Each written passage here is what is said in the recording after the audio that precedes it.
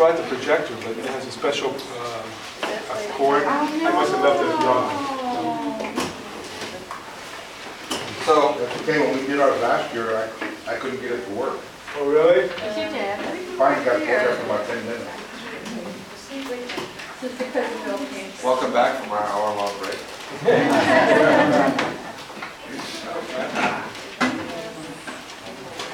Okay, this is an eyesight test. So the projector, I forgot, I left the cord at the office. But we do have handouts, so for those who are far-sighted, you can see this one real good. For those who are near-sighted, you can see this real good. So Here, Joe. Maybe Turn the light on. turn the lights off. Yeah, so see if that makes it easier to see. Sometimes it might make it brighter. Of course, you got to be able to see too. no, we can see it there. That's good. Beautiful. Oh, yeah, very nice.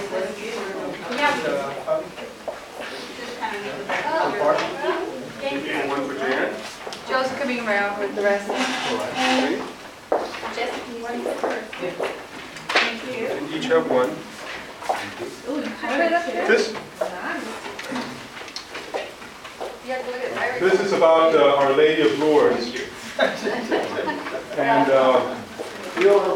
Diane and I picked this one because we were fortunate enough to have been on a pilgrimage last year in April, right? May, where we went to Fatima, Lourdes, and Paris. Paris. For the shrine of the miraculous medal.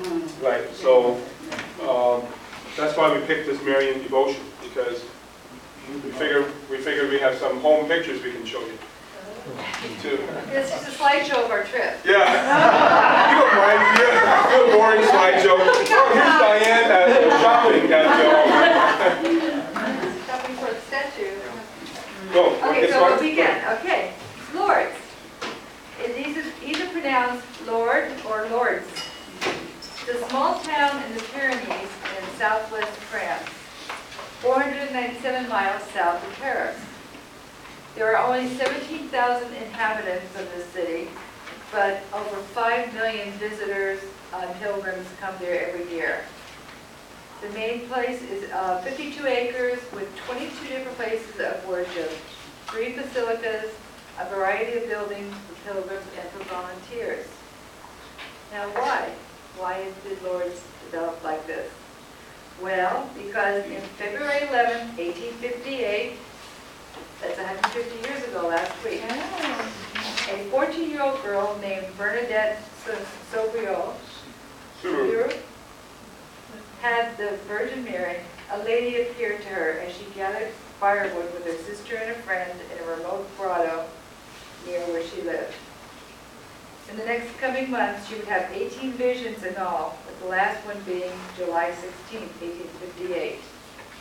And we will talk more about the apparitions of our Blessed Mother as we go through the presentation. Bernadette's life, the apparitions began in 1858. In 1988, Bernadette entered the monastery at Nevers. She became a daughter of charity. 1866. That's the light's bed, yeah. Yeah. And 1879, Bernadette dies after a long illness. You can turn lights back on if you need to. No, it's okay. Okay. 1933, Bernadette is declared a saint.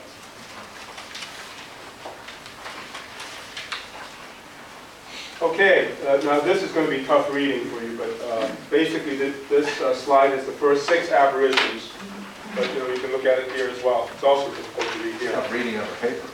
That's right. Tough reading. Let's put the light on so people can read their papers.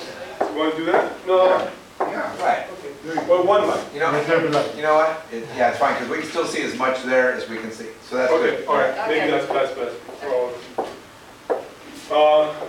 As Diane said, the first apparition actually was a Thursday, February 11, 1858, and she had gone there with her sister and a friend named Jeannie Abadi, and her sister Abadi, and her sister Tonette. And they were crossing a stream and she had difficulty crossing the stream, and she started to throw some rocks to see if she could cross the stream. And what's interesting to me about, one of the most interesting things about these apparitions, these set of miracles, is that there is actually an account of this in her own words. Now, we're familiar with, for example, Our Lady of Guadalupe. Well, it wasn't written down in his own words. Other people reported what he said, but we actually have Bernadette, St. Bernadette, in her own words, and so I'm going to read it. It says, I came back towards the grotto and started taking off my stockings. She was going to cross the stream. I had hardly taken off the first stocking when I heard a sound like a gust of wind. Then I turned my head towards the meadow. I saw the trees quite still, so that kind of confused her. It's like, there's wind, but the trees aren't moving. I went on taking off my stockings. I heard the same sound again. As I raised my head to look at the grotto, I saw a lady dressed in white, and this is where this statue comes in, but a lady dressed in white, wearing a white dress, a blue girdle, and a yellow rose on each foot. And this is the way Our Lady is going to appear to her another 17 times, exactly like that. And a rose on each foot in yellow, the same color as the chain of her rosary, and the beads of the rosary were white. Now this was a very clear vision to her, but her sister and their friend did not see it. And in fact, in all 18 apparitions, later on you're going to see there's literally not hundreds, thousands of people there. Other people did not see the apparition, only Bernadette. The lady did not say anything to her. Okay? She merely smiled. Bernadette was a little bit terrified at this whole thing, but because the lady smiled, she put her hand in her pocket and took out her rosary, and the lady started saying the rosary. Okay? But you couldn't hear anything. She had out her rosary. So Bernadette knelt and prayed her entire rosary. Meanwhile, her sister and her friend was basically just watching her in this rapture, okay, which other people later would report too. They see her in kind of like this rapture of looking at a vision and praying her rosary. When they were done, they went home. She told her sister and her friend, what she saw, but she was scared because they didn't see it. She said, "Don't tell, my mother anything." Well, of course, you know what sisters do. When she got home, told her mother gave them all a beating, okay? Because I'm not sure why, but her mother gave them a beating and told her never to go there again. Told her never to go there again. The second apparition was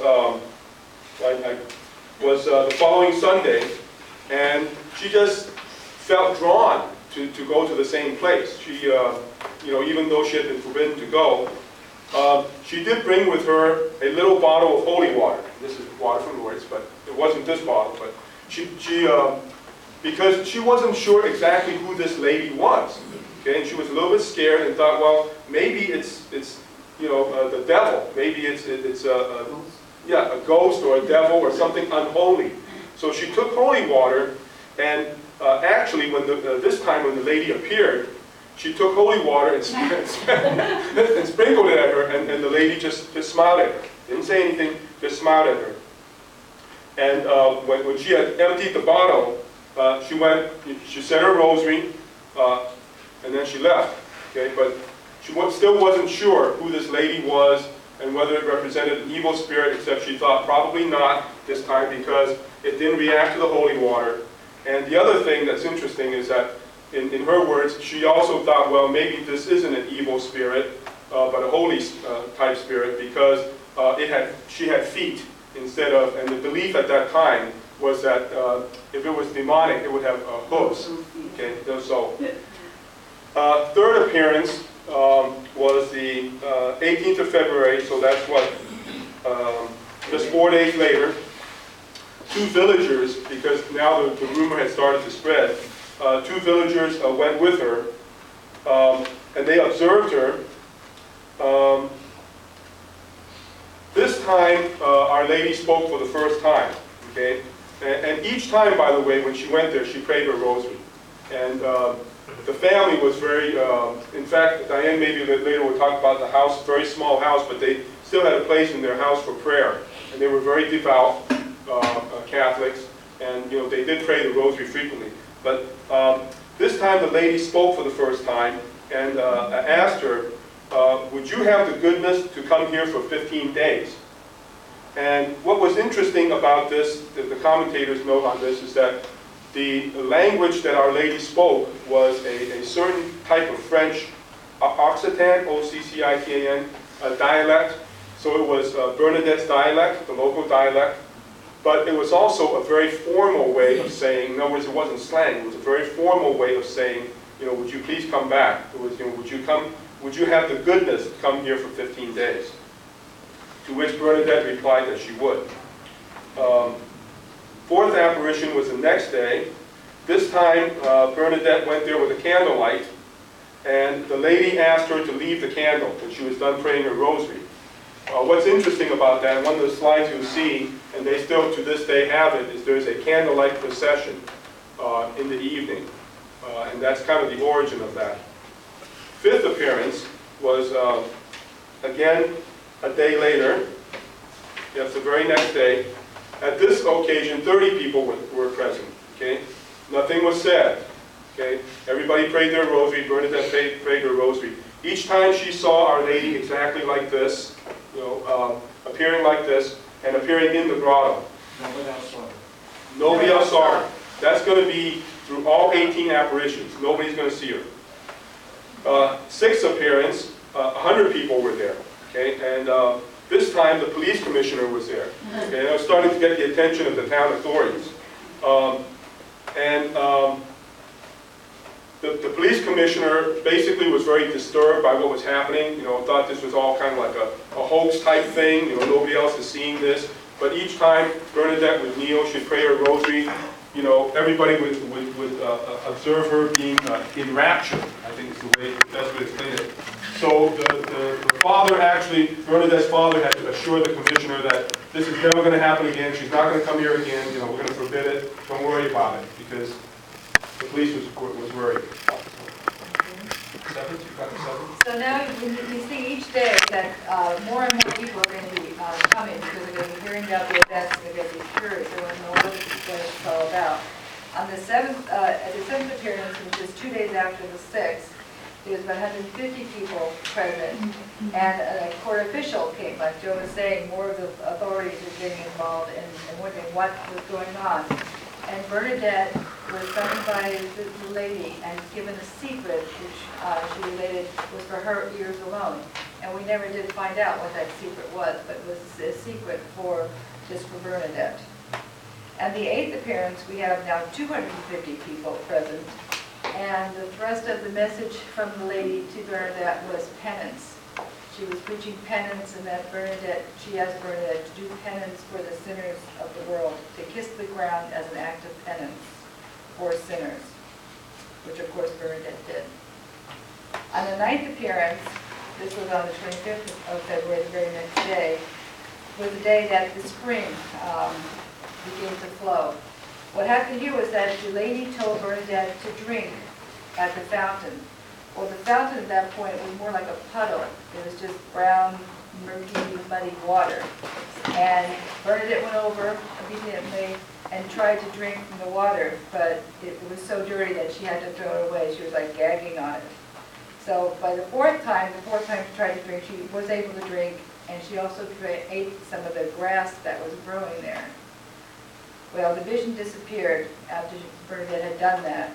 And later that same day, a spring started to flow from the spot where the grotto is now. That spring started to flow on. And the spring has continued. 25th of February. Yeah. This is my part. On the 10th appearance, which is a couple of days later now, 800 people, they had heard about the spring flowing, and more people were there. The next day, the 11th appearance, over 1,000 people came to see what was happening.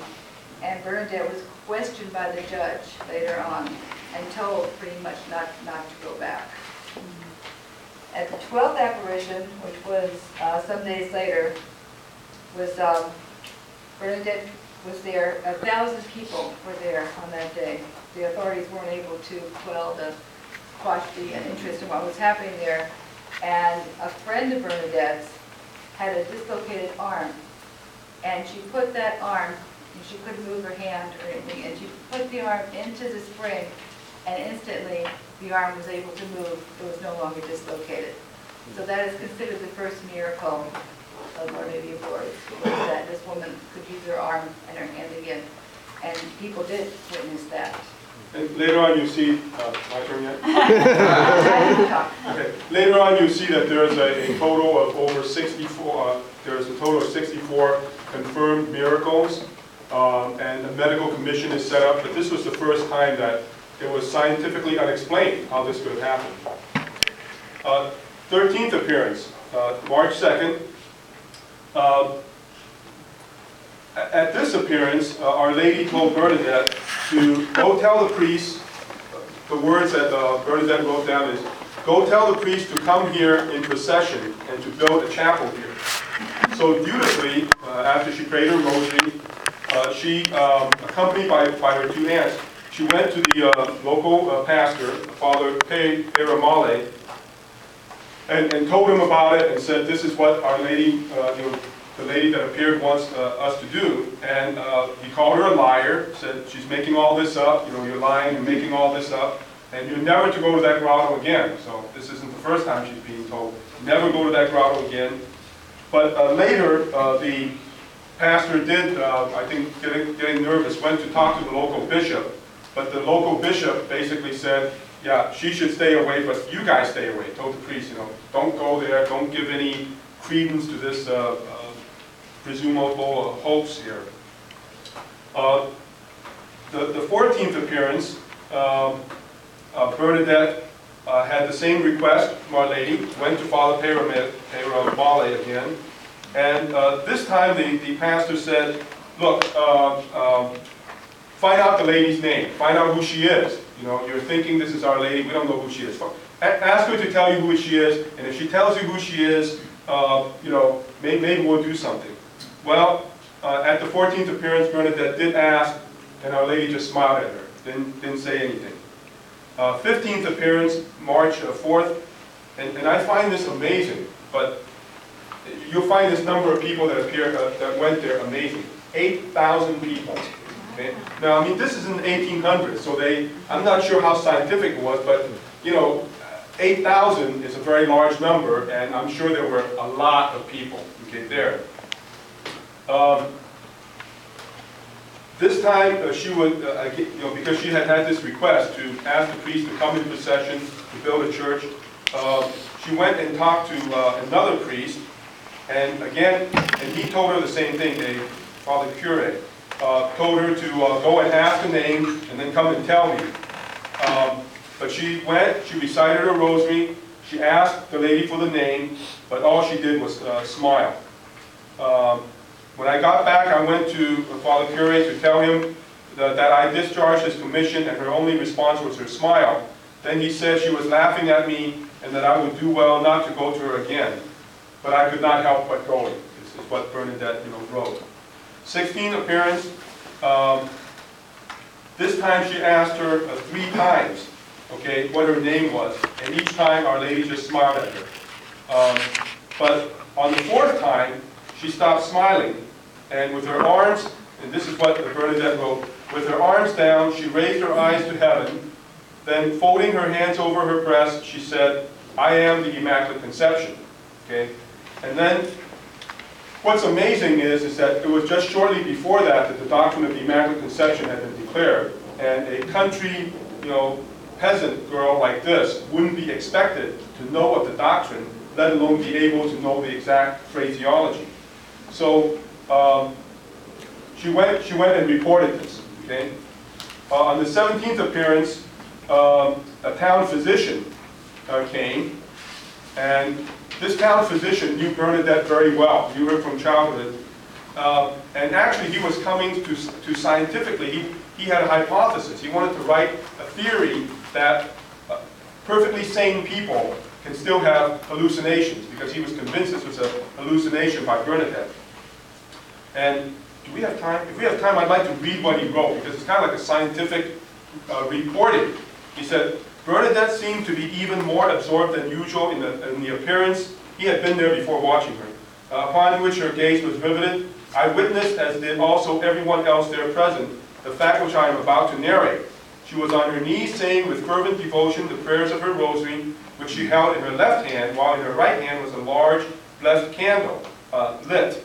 The child was just beginning to make the usual ascent on her knees when suddenly she stopped, her right hand joining her left hand. The flame of the big candle passed between the fingers. Though fanned by a fairly strong breeze, the flame produced no effect upon her skin, which it was touching. Astonished at this strange fact, I forbade anyone to interfere, and taking my watch in my hand, I studied the phenomenon attentively for a quarter of an hour.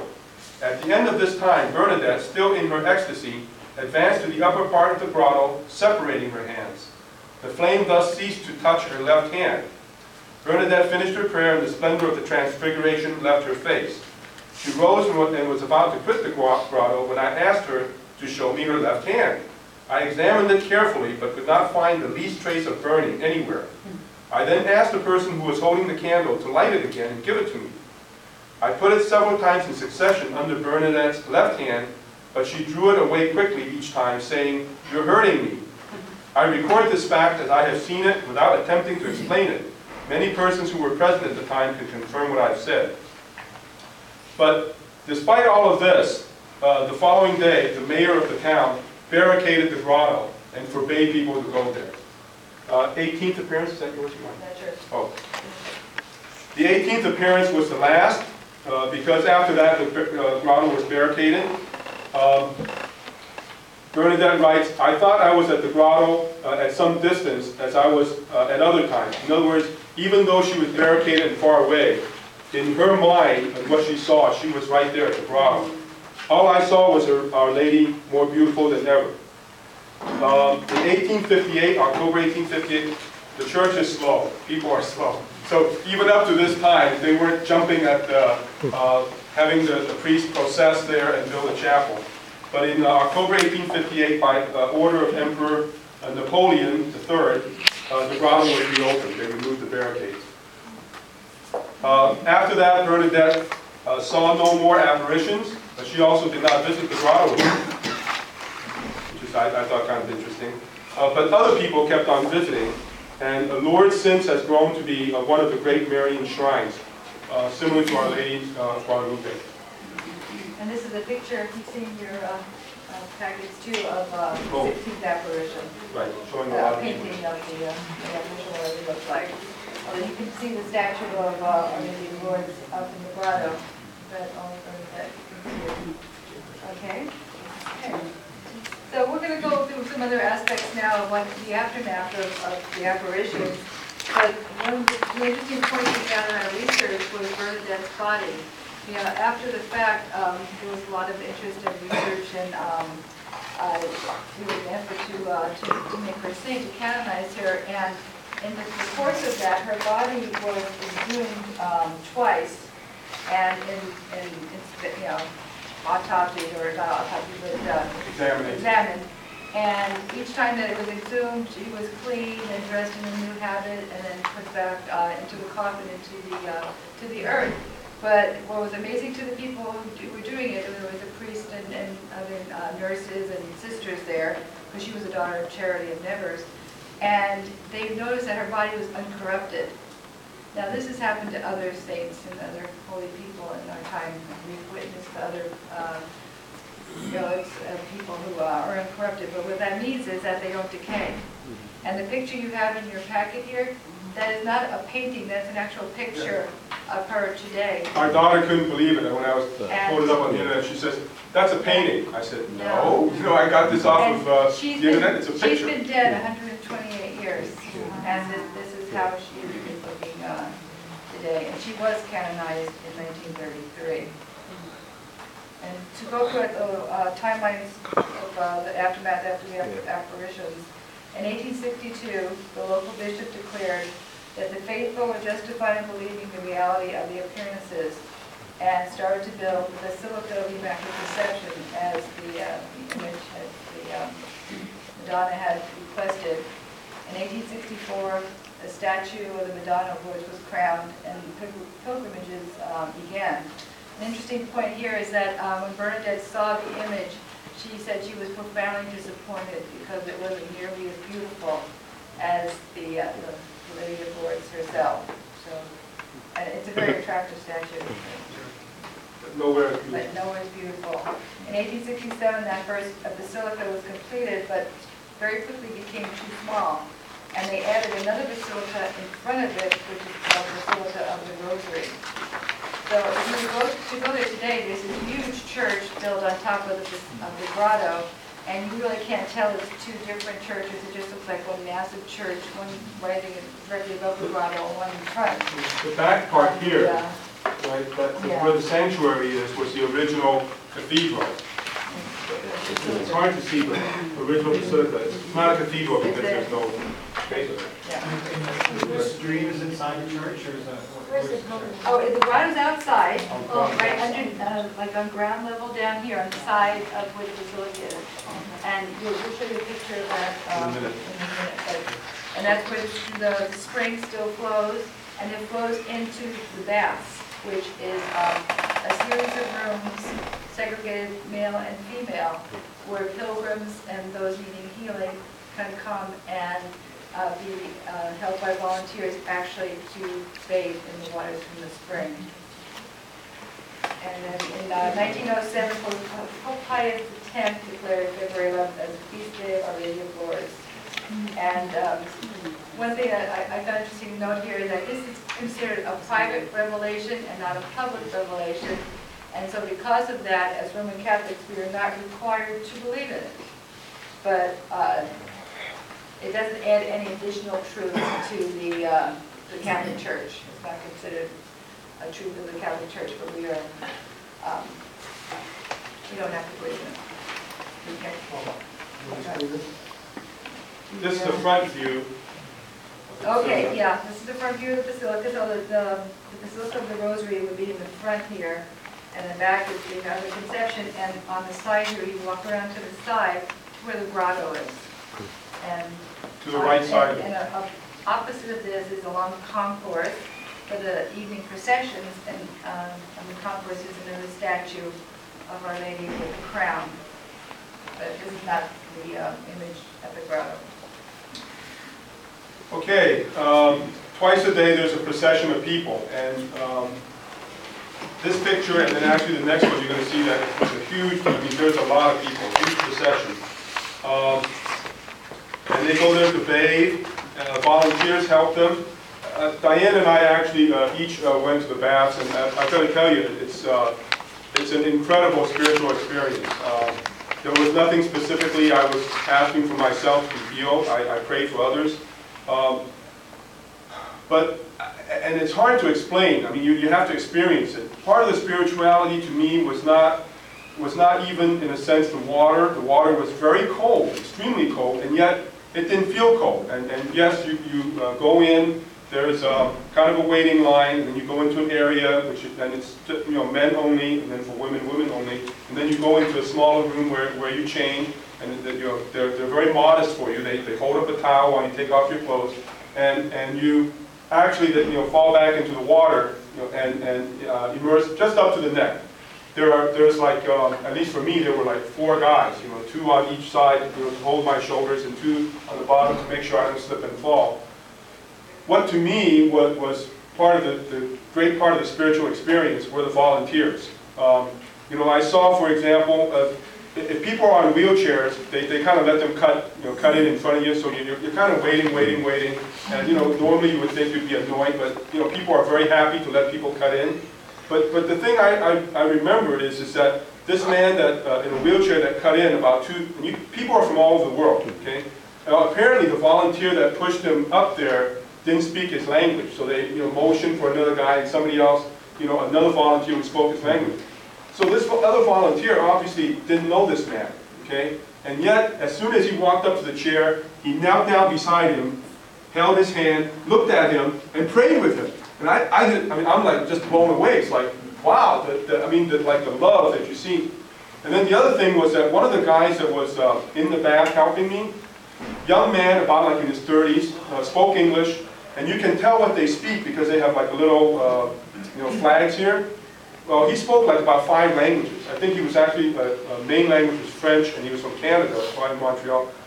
And I asked him, well, how long do you volunteer? He says, oh, about 3 months. And I said, well, do you work at home? Oh, yeah, but I just found it amazing that people would give up their time. There's nurses there, there's doctors there, all volunteering their time. Oh, Can I share a little bit about my experience? oh yes. Yeah. Tell them about your bath. Yeah. Well, I'm on Fort Victoria, and then my husband, I wasn't sure about this up till the last minute whether I wanted to do it, because you need to take all your clothes off. I mean, everything that comes off, okay. But I was assured that it was done very modestly, and it was a beautiful experience, because the volunteers, like Joe was saying, they first find out what language you speak, and they get a volunteer to be your primary helper who speaks your language. And they get the sheet, it's more like just a Muslim sheet, and they hold it up like that, and you take off your clothes, and they give you a sheet to wrap around yourself. Oh, the men get that too. We got a little towel. Okay, we got a big sheet. Okay, and then you walk into the bath part, and they tell you you're going to turn around, and maybe they tell you to water up to your neck, and you have any questions, or what are you praying for, we'll pray with you. So you tell them you have intentions, and they'll pray with you. And then if they, after they tipped me down, tipped me up, it was like I was weightless. They just do that, and they have this spiritual look on their faces that really touched me without even talking to Joe and finding out his experience. I thought, these people are holy. These people have the Spirit with them. And as I was standing up, for some reason, I felt I wanted to get my face wet. So I said, can I get my face wet? And they gave me some water to wet my face. And it just felt like I needed to feel it. I wanted to feel that water from head to toe. But it was a really beautiful experience. And then they dressed, and they give you time to dress, and they're holding the sheet up while each time you're wet, and it's cold, and you're trying to get your coats and your things on.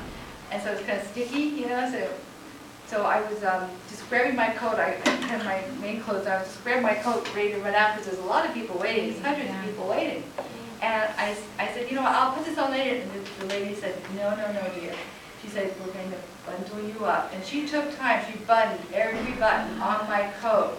And I just felt like it was my mother. Like I was back with Mommy, and she was making sure I was warm against the cold. And I just really felt cared for. I think the love and spirituality of the people, it just really blows you away. Even though there's a long line, and even though, they're helping, they tell you, take as long as you want, get up when you want, you come down, get up when you want, we'll pray with you, and they do pray with you, it was just kind of blows you away. Yeah. Now, it's hard to see, but this is a long line of people in wheelchairs, and they have in the area several, I think the French word is pension or something, no, maybe that's not it. It's like a hospital, they're like convalescent type hospitals, so if you make a pilgrimage, you can go there. Well, what's amazing is at these hospitals, here, it'd be like Kaiser or something, you'd be charged an arm and a leg. It's like, regular hotel type costs, and they have volunteer doctors, volunteer nurses, just amazing.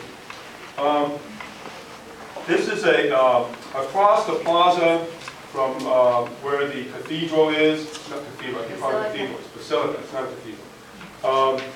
There is a basilica of Pius X, and it's underground because the weather can get very nasty there. And actually, when we were there, it rained like crazy. Thunderstorm, yeah. Thunder, lightning, and all that. And so then the healing service is held underground. Okay, you want to talk about the grotto? Okay, this is the grotto that you were asking about before. This is where the actual spring was and where the apparitions took place. And the statue up there is supposed to be the same size as the apparition was, which is very small. That was a petite woman, 13-year-old. She never really grew very tall. But the statue is supposed to be the same height as Bernadette. So that's supposed to be accurate. So Bernadette's kneeling down there? Bernadette's kneeling, well... No, that's not Bernadette. This is a nurse, actually. Oh, okay. This is a picture we took. This is a picture I took in May of last year. Okay, and what you're seeing there is candles. When the apparition has the tradition of the candles It's a started. tower of candles. And everywhere you go there, you can buy candles. They have candles in every color with these little cones to catch the wax.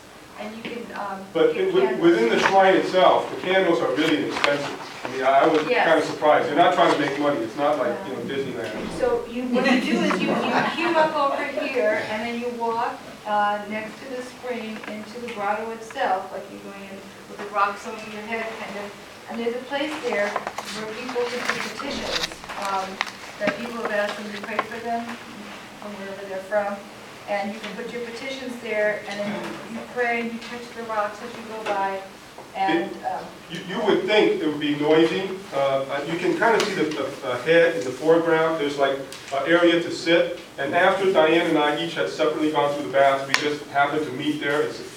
It's incredibly quiet. I mean, the prayerful, and they have a little sign that says you observe prayerful silence and all that. But I mean, it's incredibly quiet. And people just sit there. And kind of like us, we just sat there. It's like, wow, you know. I mean, And- words, you can't play words because there's like no words you can say. It's like, wow. And the next slide, you can see the petitions. It just shows a close-up of what a picture we took, where people have left flowers, names, different pictures, different things that they bring from home, in terms of physical, mental, spiritual illness, healing. And then the next picture is of the candlelight procession Joe was telling you about. You see this large grassy area. Underneath there is that basilica, that underground basilica of Pius X. That's the little green part. Yeah. Sorry, I couldn't get this up. And but it, It's hard to see. and every night thousands of people come for these. There's a rain or shine, but if it's really raining, it's in the basilica. But on the microphone, they have children and other people who take turns saying the decades of the Rosary. So it's very interactive, and you can you process with the candles and recite the Rosary. And they do all in different languages. Yes, that's Yeah, right. yeah. They do it in all different languages, so you follow along and have the best you And can. this is a ritual every night. Every night, every night. Rain or shine. Okay, list of approved miracles. Well, first of all, there is actually a medical bureau that goes through medical histories of people who claim that they have been cured. And what they're looking for is that there is no explanation for the cure other than their devotion or their prayer. They're making a pilgrimage to Our Lady of Lourdes. That's what they're looking for. And the first one, as Diane talked about, was 1858. It was the 12th apparition, correct? Or 11th? 12th apparition. The first miracle? Yes. And I picked number 64 because you don't want me to talk about all of these. By the way, if you're interested, you know where I got this list of all things? Wikipedia. You go on Wikipedia, you type in Our Lady of Lourdes, and you get all this stuff on Our Lady of Lourdes. And you get a listing of all these miracles. And of course, each is a link. You click on any particular one, and it'll tell you a whole bunch of stuff about that particular miracle. The last one is a Sergei Perrin, P-E-R-R-I-N. He was cured on May 1st, 1970. He was 41 years old at the time, born in 1929. When he was 35 years old, he began to have neurological episodes, abrupt loss of consciousness. He would just lose consciousness. They diagnosed him with thrombosis in the left carotid artery, for which surgery was contraindicated. In other words, they couldn't operate on it, probably because it would have been life-threatening if they tried to operate on it. Karate, that's very. Karate, thank you. Carotid karate. Thank you. Anyway, and that was, I believe, in 1964 that he started that condition. By 1969, it had become a bilateral, meaning on both sides, okay, not just on his left side. And he went to Lourdes at age 40, and basically came back. Nothing happened. Okay, he continued to get worse. It deteriorated to a point where he was completely invalid and was granted a disability type of thing, which I think is a big thing because they don't give you a disability pension unless you're really disabled. And by 1970, he was almost blind, almost completely blind, and was considered as being an incurable invalid with no future possibility of recovery. He made a pilgrimage from Angers, I'm not sure exactly where that is, but it's in France somewhere, I believe. In 1970, he made a second pilgrimage there. And he, in the morning, he attended, which they have twice, once in the morning, once in the afternoon, a ceremony of anointing of the sick. And he immediately began to feel sensation. Immediately. By that afternoon, he was walking without, he was up and walking. And he also could see better, okay, even without his glasses. And he personally, at that point, when he left Lourdes, was convinced that he was cured. Once he got home, he was thoroughly checked, medically checked, and objectively, the doctors determined he was cured. The condition was gone, okay, in the carotid artery, bilaterally.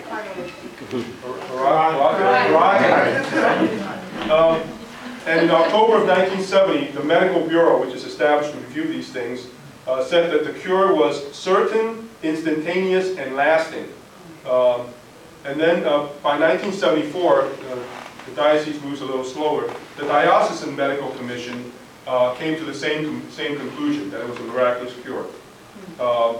And then, let's see, by 1978, the Bishop of Angers recognized the miraculous character of this cure and invited Christians to see in this sign the merciful love of God. So that was the last cure that I saw, the last miracle.